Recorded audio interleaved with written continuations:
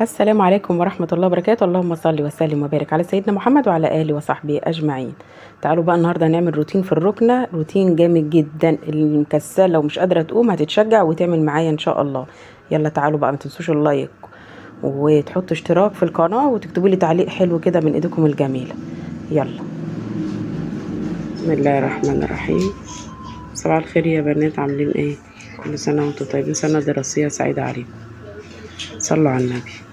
زي ما قلت لكم قبل كده، كل يوم صف معين من ولادي بيروح، فكده كلهم الحمد لله رب العالمين. النهارده الاربعه كلهم كده اجتمعوا، فكل يوم هيروح. ناس كتير قوي بتتكلم على اللانش بوكس. اللانش بوكس خليه بسيط جدا، لان يعني هما كام ساعه وهيجوا. بصوا يا جماعه، تحطوا جبنه اللي هي البيضه، او جبنه صفراء، او جبنه رومي. انا النهارده حاطه اللي هي لانشون بالفراخ. ما تكترش اكتر من كده، ما تحطوش بقى الحاجات اللي هي بتبقى ملفتة للنظر قوي، عشان برضو معاهم اطفال. وعلى قد ما تقدري حطي سندوتش زيادة. انا بحط بصوا سندوتش زيادة، عشان لو حد من اصحابهم ما معهوش سندوتشات ولا حاجة يدوله يعني. فخلي دايما كده، خلي دايما بحاجة زيادة. يعني طبعا ولادي مش هياكلوا بلح ده كله، فبيدوا صحابهم يعني واحدة بتاع. بصوا حطيت بقى هنا قتة النهاردة. ممكن تقطعي شرايح خيارة، تحطي شرايح جزر. كل الحاجات دي حاجة بسيطة كده من الخضار، او فلفل الوان او فلفل اخضر، تشرحيه كده شرايح كده نفس الشرايح دي، بس عشان بس ايه، يبقى معاهم حاجة ايه من نوعية الخضار يعني. زي ما انتوا شايفين كده، حنين، معاذ ومحمد وإياد، وكل واحد الازازة بتاعته. كل سنة وانتوا طيبين بقى، وسنة دراسية عليكم. يعني لو دايما حطوا اكل بزيادة يا جماعة، رغيف واحد بس زيادة عشان اصحابهم وكده، او اي حد ما معوش سندوتشات يدوله. يلا السلام عليكم. بصوا بقى، بمناسبة المدرسة بقى والعام الدراسي او لأي حاجة، كل سنة وانتم طيبين، ويا رب يجعله عام دراسي سعيد علينا وعلى أولادنا يا رب العالمين، ويطلعوا أحسن الناس. بصوا بقى، عايزة أقول لكم على حاجات كده ايه. طبعا انا دلوقتي الاوضه اهوت زي ما انتم شايفين، خلع الستاير غسلها زي ما قلت لكم قبل كده في الفيديو اللي فات. وطبعا انا ارتحت كتير كتير لما بقيت اعمل كل يوم حاجه. يعني مثلا لو هنضف اوضه زي ما قلت لكم من الاعماق، زي ما انتم شايفين شايله الفرش وغسلاه في المغسله، ولما الدنيا كده حواليا، فبعمل اوضه اوضه. انا طبعا بدات بالاوضه بتاعتي، وبعدين اوضه الاطفال، وبعدين الصاله، وخليت الركن اخر حاجه، طبعا بالبلكونات. كل بقى اوضه بالبلكونه بتاعتها بالحاجات بتاعتها، تنظيفه عميقه جدا، عشان بعد كده ايه ترتاحي ايه تعملي بقى تشفطي اللي هو بالمكنسه كده، او المكنسه العاديه اللي هو الروتين بتاعك العادي اليومي اللي احنا بنعمله كل يوم نشيك عليه ده. زي ما انتم شايفين بقى، مدرسه يعني شنط، يعني كراريس، يعني ملخصات في كل حته، واقلام، والدنيا بايظه، واحنا من شهر 8 واحنا في الدروس بقى. وبسم الله ما شاء الله، اللهم بارك، يعني ولادي ايه مدهورين الدنيا في كل حته، بلاقي اقلام وبرايات واساتيك وكراريس، وكل ولادنا بقى زي ما انتم شايفين على هذا الحال. عايزه بقى اقول لكم على حاجه بمناسبه اللانش بوكس. بصوا يا جماعه، انا شايفه ناس كتير جدا عماله تعمل اللانش بوكس يعني بحاجات كتير قوي قوي. وواحده تحط لك فيه رز وقطعه لحمه وقطعه فراخ وسلطه ومش عارف ايه. انا عارفه ان ده كله هزار على فكره، مش معقول في ست او يعني ست بيت وعندها اولاد وهتحط كده لاولادها في اللانش بوكس. على فكره يا جماعه، الايام دي الناس كلها، مش هقول لكم حد محدد يعني حد معين او كده، الناس كلها ظروفها صعبة، واحنا في ايام بجد يعني كل حاجة غليت وكل حاجة. يعني دروس، يعني بندفع حق الدروس والكتب، وكل يوم مصاريف عشان ولادنا عشان ياخدوا سندوتشات معاهم، وغير بقى الادوات المدرسيه اللي احنا جبناها بمبلغ يعني وقدره، وغير الملخصات والله العظيم جايبينها بمبلغ وقدره برضو، وبعدين جبناهم على مراحل. حاجات كتير جدا يعني، حتى لو انت كانت ظروفك حلوه، من كتر الحاجات والاحتياجات بتاعت كل يوم، الاحتياجات اليوميه وولادك والدنيا، فبتلاقي خلاص يعني مفيش يعني زي الاول، بمعنى اصح مفيش خير زي الاول. فبتلاقي كل حاجه طارت. فعلى قد ما نقدر يا جماعه نحس بالناس اللي حوالينا. انا مش هقول لكم ان احنا لا، كلنا ظروفنا زي بعض، كلنا زي بعض. ففي ناس ما بتبقاش قادره مستطاعه ان هي تجيب لي بنتها او ابنها الادوات زي الناس التانية. على فكره انا النوبادي ما عملتش فيديو للادوات خالص نهائي، لان انا النوبادي اشترينا ادوات اكتر، فانا قلت لا مش هعمل الفيديو ده خالص، امتنعت عنه بصراحه، مع انه انا عارفه ومتاكده ان هيجيب لي نسبه مشاهده حلوه. بس لا، قلت لا حرام، في ناس مش قادره، في ناس بتتفرج اصلا ما بتبقاش قادره يا عيني، وبتقعد تبص للحاجه وحاجات كتير كده. فانا لازم نعذر على قد ما نقدر. والله في حاجات كتير قوي حلوه قوي قوي بعملها. بذاكر انا واولادي، بنعمل حاجات، بنجهز شنط المدرسه، بنعمل حاجات كتير. فلا قلت لا، ممكن اعمل كل شويه فيديو من الحاجات دي. فقلت لا خلاص، لا مش هعمل الحاجات دي. على قد ما اقدر كده نراعي بشعور بعض. وبعدين دلوقتي بقيت اعمل ايه، بقيت اقول لاولادي، انا بنتي بصراحه جات لي اول يوم في المدرسه. ايوه اول يوم في المدرسه، واحده صاحبتها، يعني مش هنقول اسماء والكلام ده ما ينفعش طبعا، بتقول لها حنين انت معاكي قلم رصاص؟ ده اول يوم. حنين بعد اذنك معكيش كراسه على ما بديها لك بكره؟ على فكره انا زعلت قوي اقسم بالله. وبنتي بتحكي لي، وبنتي بتقول لي يا ماما انا بص انا تعبت يا ماما، انا قلبي وجعني.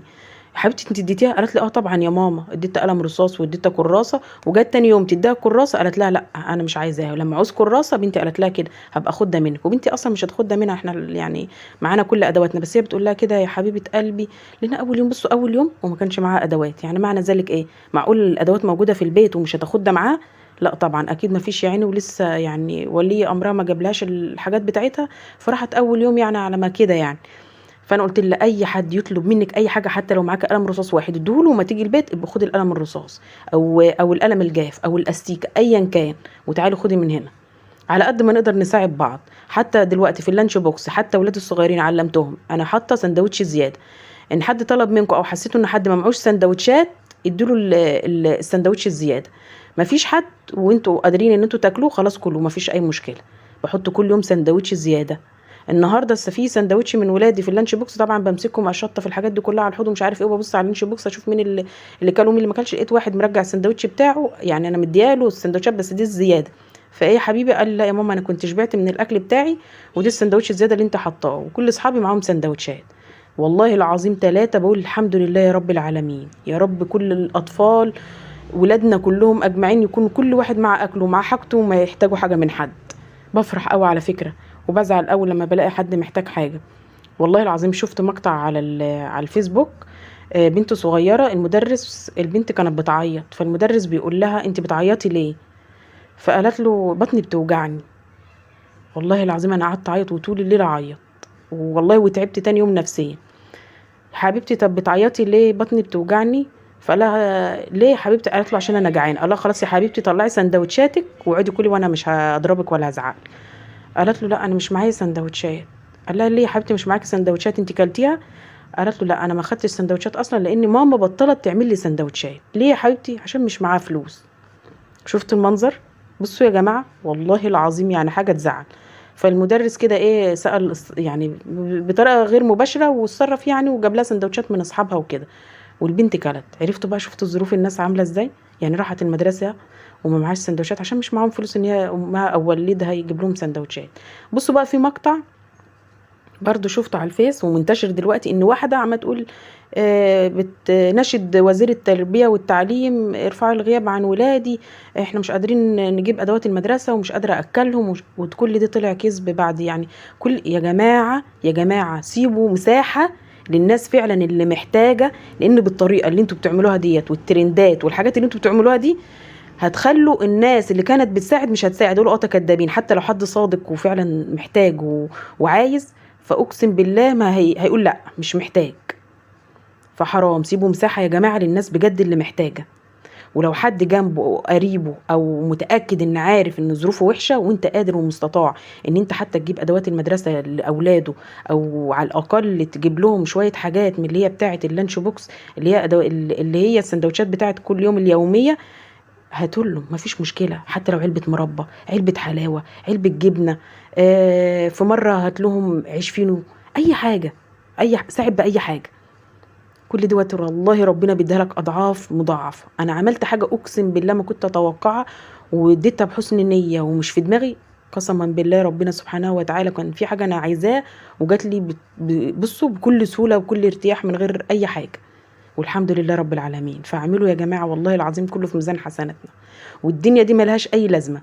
واقسم بالله وهتلاقي كل الناس اللي عارفينك واللي حواليكي، والله والله يعني بدون حلفان كمان، عشان يعني ما اقعدش احلف كتير، ما بقوش لهم، مش عارفه بيقولوا ايه، بتلاقوهم هم اللي عينهم منك. وهم الوحشين وكل حاجة. فانتي حاولي بقدر الامكان تبعدي وتطوي الصفحات اللي انتي بتحسي ان الناس ديت م- خالص الغيهم من حياتك، وبصي للناس التانية المحتاجة، وحبي الناس اللي تحبك، اللي يحبك حبيه، واللي يحب ولادك حبيهم. اما تلاقي حد بقى كده الغيه خالص من حياتك، وعيشي حياتك بالطول والعرض، وخليكي بصي مع اولادك. وحسيتي ان حد غريب ومحتاجك، اعملي اللي انت بصي قدمي له كل حاجه هو محتاجها طالما انت قادره ومستطاعه. انا والله حبيت اقول الكلام دوت علشان بجد انا الفيديوهات اللي فاتت واللانش بوكس اللي بقيت اشوفه بيتعمل بطريقه فظيعه، زعلت. فانا قلت لازم اتكلم في الفيديو بتاعي. تعالوا بقى، معلش يا جماعه انا حبيت بس افضفض معاكم، وقولوا لي برده في التعليقات ايه رايكم في الكلام اللي انا قلته ده. دلوقتي ايه، انا بعمل زي ما انتوا شفتوا كده اوضه الركنه لميتها كلها، ومسكت حته حته بالمكنسه شفطتها، غير ما انا كمان بعمل بالمكنسه الكهرباء كمان بنفض كمان برضو زياده تاكيد. وبقيت اشد قطعه قطعه عشان برضو ما دهولش الدنيا حواليا، لان زي ما انتم شايفين القطع بتاعه الركنه كتير، فلازم اشد واحده واحده اكنس تحتها وامسح وارجع ازقها تاني، واشد التانية وامسح تحتها واكنس. وفي نفس الطريقه برضو بعمل بالمكنسه الكهرباء. وكنت بوريكم لو هتاخدوا بالكم ان انا كنت بشفط كده في الجلابيه اللي انا لابساها، بوريكم يعني كميه الشفط بسم الله ما شاء الله، اللهم بارك. المكنسه حلوه قوي، بتشفط بطريقه فظيعه بجد. وكانت الاوضه دي كانت اخر حاجه بصراحه انا سايباها، عشان كده بصوا الدهوله زي ما انتم شايفين كده. وبعد ما خلصت ده كله جبت البخاخ وقماشه نظيفه، ورجعت طوقت كل الركنه. بصوا خليتها مية مية، خليتها بتلمع بصراحه، وقطعه قطعه شدها وارجع اكنس تحتها وامسح. خليتها بصراحه كل حاجه فله شمعه منوره. مسكت بقى الحيطان زعفتها ومسحتها كده زي ما وريتكم في الفيديو اللي فات. انا كل ما باجي اعمل حاجه بعمل بالطريقه دي، بزعف الاول، بمسك من فوق لتحت. مسكت الحيطان زعفتها وبعد كده مسحتها، وبعد كده بنزل على الارضيات بقى والركنه زي ما انتم شايفين. بصوا اخر قطعه عامله ازاي، اخر جنب في الركنه. بصراحه بقالي كتير كنت بشفط كده من الارض، وما كنتش باجي ناحيه الركنه، كنت سايباها عشان كنت عايزه بصراحه اعمل لها تنظيفه عميقه. والمكنسه بصراحه بسم الله ما شاء الله اللهم بارك جميله جدا، بتشفط شفط. بقيت اعمل باليد الكبيره، وبعد كده اروح شايده اليد واعمل زي ما انتم شايفين كده، عشان في اماكن ضيقه جدا بداخل بقى جنبها حاجات، لان ولادي صغيرين فبقى بياكلوا عليها بيذاكروا عليها. وبصراحه الاوضه ديت بصوا بحب ولادي كلهم يعني نقعد فيها نذاكر بقى، لانها بتحس ان هي دافيه وبتبقى لمنا كلنا وبنقعد براحتنا. وبشد قدامهم الترابيزه، اللي بيقعد على المكتب واللي بيقعد على الترابيزه. وفي ترابيزات صغيره ولادي بياخدوها كل واحد بيقعد عليها عشان محدش يتخانق مع التاني. فبصراحة حابة ان انا اعمل لهم جو كده حلو، وبمناسبة كمان الشتاء داخل، فانا عايزة كلنا نبقى في مكان واحد. وبخليهم بقى اللي بيروحوا المدرسة، واما بيجوا من دروس يعني من المدرسة بيروحوا دروسهم وبيروحوا الكتاب، وبعد كده بقى ان كانوا هياكلوا هيعملوا حاجة. وبعد كده بقى بنتلم كلنا بعد ما بنخلص كده اليوم بتاعنا، يبقى نذاكر ونكتب واجباتنا وبديهم شاور. وبننظم بقى اللي محتاج حاجة تاني في الادوات، واللي مثلا الادوات بتاعته زيادة، اللي مش عارف. بصوا كل يوم بشيك على الحاجات دي، فلازم كل يوم نعمل مع اولادنا كده. طبعا دلوقتي كل البيوت المصريه بصوا كلها مليانه كراريس وملخصات والدنيا بايظه، فبحاول بقدر الامكان اعمل لهم رفوف. انا بصراحه كان عندي تربو، مسكت التربو وكان متكسر، خدت الرفوف بس بتاعته اللي هي النظيفه دي، عملت كل واحد واحد بيحط فيه الملخصات بتاعته والكتب بتاعته والكراريس والادوات الزياده اللي معاه والمقلمه، وكل واحد معاه درج كده ايه بينظمه. كل يوم اخليهم يرتبوه وياخدوا بقى ويعملوا الجدول ويسيبوا الحاجات التانية بالترتيب. بصوا بسم الله ما شاء الله بعد ما خلصت الركنه بقت عامله ازاي. بصراحه اللون الكحلي ده ملك ملك بجد. بصراحه انا حبيته جدا، وبيخلي الاوضه كده في حته تانية. بصوا بقى انا طبعا الميه لو قلت لكم الميه دي دلقتها كم مره وغيرتها قد كده. بصوا بقى زي ما انتم شايفين انا جبت الترابيزه دي ومسكتها بقى لمعتها كده، جبت البخاخ ولمعتها، بس عملت الارضيه دي كانت اخر حاجه بقى، بمسح الارضيه كده. كل اللفه بتاعت الركنه دي كنستها ومسحت وراها وعملت الحيطان وكل حاجه. الحمد لله رب العالمين. فبصراحه خليت كل حاجه مية مية، يعني كل حاجه يعني زي ما بيقولوا فله شمعه منوره اهو زي ما انتم شايفين. همسك بقى كل الحاجات دي بقى، همسك بقى ارتب امسح، وبعد كده اروح جايه بقى عامله ايه. همسك بقى الحافظه، طبعا جت من المغسله، انا بصراحه وديتها المغسله لان كان فيها كام بقعه كده، كل مهما مغسلها او انقعها ما كانتش بتطلع. فبصراحه وديتها المغسله عشان البقعتين اللي كانوا فيها، فوديتها المغسله. وبعد ما خلصت ده كله وشغلت المروحه الاوضه اتهوت كويس جدا، وبعد كده بقى رحت جايه فرشه الفرش وخليت كل حاجه مية مية. بصوا بقى المكتب مسحته، الشاشه، الفازات، الترابيزه مسكتها بصراحه لمعتها، ورحت جايه ماسكه بقى ايه الحاجات دي كلها الورد والحاجات دي كله زي ما انتم شايفين نفضته كده تنفيض خفيف، لان انا كنت غسلاهم قريب. والطفايه وكل الحاجات دي ايه، طبعا ما فيش حد عندنا بيستخدم السجاير، بس بحطها بقى عشان لو حد دخل عندنا ضيف او حاجه اقعد اقول له هات الطفايه، لا بحط في كل مكان طفايه لاي ظروف لاي حاجه من الحاجات، يعني الحاجات دي. اه بصوا دي كنت عاملاها على ايدي كده علبه حلاوه، ومسكتها كده ايه زينتها وخليتها طبق جميل كده نحط فيه الحاجات اللي انتوا شايفينها. تلم بقى الطفايه، الفازه، الورده، الحاجات الجميله اللي انتوا بتحطيها على الترابيزه. مسكت الترابيزه لمعتها وعملت الترابيزه من الجناب. بصوا اصلا غسلتها والله حرفيا، خليتها كل حاجه مية مية الحمد لله رب العالمين. كده بقى زي ما انتوا شايفين مسكت الترابيزات برضو بخيتها كده بالبخاخ وقعدت اغسل واحده واحده. الثلاث ترابيزات دول جمال جمال جمال بصراحه، هما محتاجين ازاز عليهم. بصوا المنظر اللي هو الخشابي ده، فلازم يكون فوقه لوح ازاز، بس بصراحه هينكسر لان اي ازاز عندي بصراحه بينكسر من ولادي بصراحه، بيقعدوا فوقه وبيعملوا فوقه. بص مكة العسل والله بتساعدني، جابت البخاخ وعمل بخ، انا بخ يا خالتي وانتي امسحي، ومره انا بخ وهي تمسح. بصراحه كانت فرحانه قوي، انا بحب الاطفال قوي عشان الحاجات الجميله دي، بيفرحوا باقل حاجه. وهي كل يوم بسم الله ما شاء الله اعمل معاكي حاجه يا خالتي، انت عايزه حاجه يا خالتي. والله العظيم مكة دي سكر عسل. كده بقى زي ما انتوا شايفين مسكت ترابيزه وعملتها. بصراحة النظافة حلوة، النظافة ديت بصوا معرفش بقى الناس اللي ما بتنضفش او ما بتعملش التنظيف العميق ده بيبقوا مرتاحين ازاي وبيناموا ازاي. بصراحة بيجيليش نوم، لازم يكون كل حاجة مرتبة. وغير كده كمان كل يوم بالليل بشيك على الشقة وعلى المطبخ وعلى الحوض وعلى الحمام.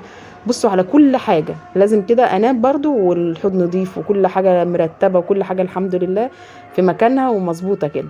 كده بنتي كانت ماشيه على الدرس بتقول يا ماما انت هتعوزي حاجه، طب اعمل حاجه معاك؟ قلت لها يا حبيبتي ربنا ينجحك ويسعدك يا رب العالمين انت واخواتك وامه محمد يا رب العالمين، كل الاطفال تبقى فرحانه وسعيده وكلهم بصوا يبقى من احلى الدنيا كلها، يبقى احسن مننا 100 مره.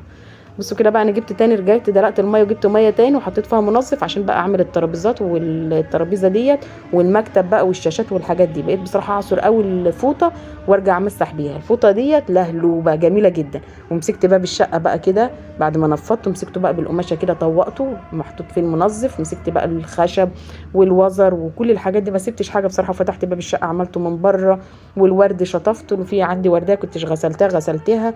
ومسكت المروحه كده وجهتها عليها عشان تنشف كده وتبقى حلوه ولونها اخضر وجميل، بتدي بصراحه اجواء حلوه قوي. وقدام باب الشقه منظم ونضيف والحمد لله. مسكت الباب برضو عملته نفس الباب بتاع باب الشقه غسلته.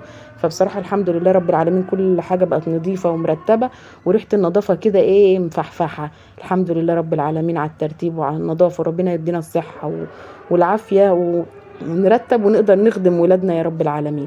بصراحه انا بفرح قوي بصوا بالاواخر بقى بالنهائيات اللي انتوا شايفينها دي، ان كل حاجه نضيفه حواليا. وبحب احط قماش كده تحت البيبان وتحت الشبابيك عشان ما فيش حاجه وحشه تخش. بصوا بقى انا جبت الحافظه زي ما انتوا شايفين، بصوا بيضه شمعه منوره اقسم بالله، البقع اللي فيها كلها الحمد لله طلعت.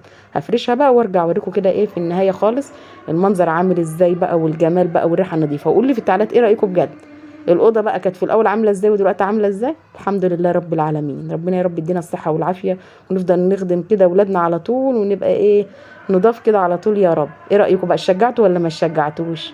طبعا انا عارفه ان الاوضه بسيطه الحمد لله.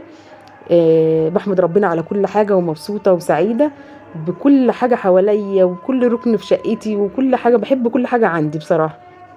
بس بصراحه ما قدرتش اعلق الستاره، كنت خلاص فصلت. هبعلق ان شاء الله الستاره بقى عشان تدفينا الاوضه كده اكتر واكتر. يلا بقى يا رب تكون الفيديو عجبكم، يكون عند حسن ظنكم. ما تنسونيش باللايك والاشتراك وتفعيل زر الجرس عشان يوصلكم كل جديد يا احلى اخوات في الدنيا. وما تنسوش تكتبوا لي تعليق حلو كده وتقولوا لاختكم ايه رايكم في الفيديو وايه رايكم في الكلام اللي انا قلته النهارده، رايكم الراي ولا ايه؟ وقولوا لي بقى ايه رايكم في التنظيف والترتيب واحده واحده كده والتنظيم. ربنا يوفقنا جميعا يا رب العالمين. يلا السلام عليكم، مع السلامة في حفظ الله الذي لا يضيع ودائعه. مع السلامة.